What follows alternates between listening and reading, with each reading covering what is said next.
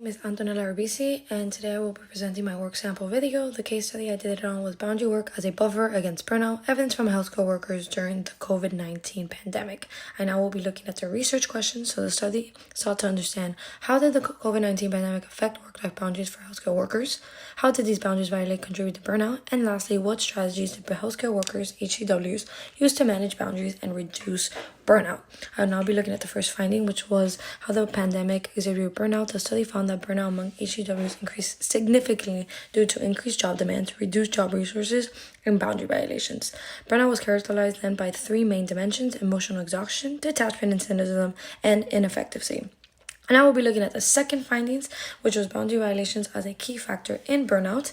The study identified three main types of boundary violations that contribute to burnout. The first one would be physical boundary violations. And the intrusions for that was HCWs feared bringing the virus home. They constantly need to wear PPEs, which are personal protection equipment, and that was physically exhausting. PPEs limited interactions with patients, making HCWs feel disconnected. Then you had distancing. Patients were isolated, and HCWs could not comfort them physically or emotionally. New hospital policies such as solitary lunch breaks, weakened social support, and increased loneliness. Then we had the temporal boundary violations, and the intrusions were HCWs constantly worried about patients, even off duty. And the distancing aspect was some HCWs were forced to stay home due to protocols. And then the knowledge-based boundary violations was the intrusions where HCWs faced frustration and exhaustion when confronting misinformation from everywhere, and many struggled to educate others about the seriousness of COVID-19, only to be met with resistance. The distancing aspect was HCWs felt alienated when family or friends dismissed their experiences. I now want to look into the third and final findings, which was how healthcare workers use boundaries work tactics to cope.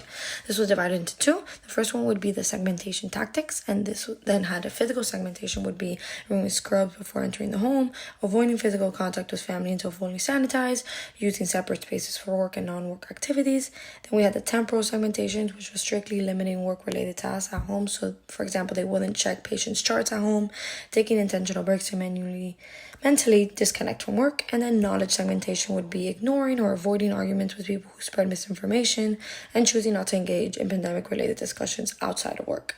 Then we had the interrogation tactics. So the physical interrogation would be finding creative ways to connect with patients. So some of them would actually wear photos on their PPEs.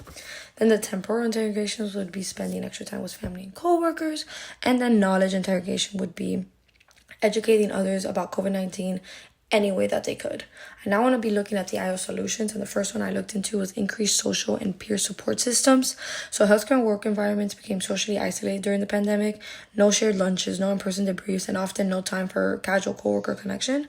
So the solution details would be maybe a team debriefing after shifts, even over Zoom, just to allow venting, reflection, and support. Then peer mentoring programs where more experienced staffs are paired with newer ones to share coping skills and reduce feeling of isolation. And then check-in systems, kind of like a buddy system, to ensure everyone has someone looking out for them emotionally. In the study, a nurse actually said you can even have an emotional connection with your coworkers. That's frustrating, highlighting how social separation contributes to burnout. Then another one I looked into, another study, was how the Belieben in 2006 found that coworker supports reduce burnout even when job demands are intense, meaning even small social interactions can have a very big effect. So that's that solution. I now want to be looking at the last solution I looked into, which is the JDR model. So the job demand resource model is a core framework in IO psychology that explains how burnout happens. Basically, when demands are too high and resources are too low, people tend to burn out. So the solution details. So reduced demands would be by modifying policies. So for example, better shift work rotations, maybe also adding tech to reduce manual documentation, and then increase resources such as autonomy. First off, letting nurses decide how to prioritize tasks is a big one. Recognition such as shout-outs and rewards, and then access to wellness programs. So maybe like on-site therapy, yoga sessions, etc., stuff like that. And then the paper itself actually uses JDR as a backbone, connecting burnout to an imbalance of high demands and low resources. And then another one I looked into was the Baker and Demetreat 2007, shows that adjusting these levels leads to higher motivation, lower burnout, and better performance. Thank you so much. Have a great day, and that is the end of my presentation.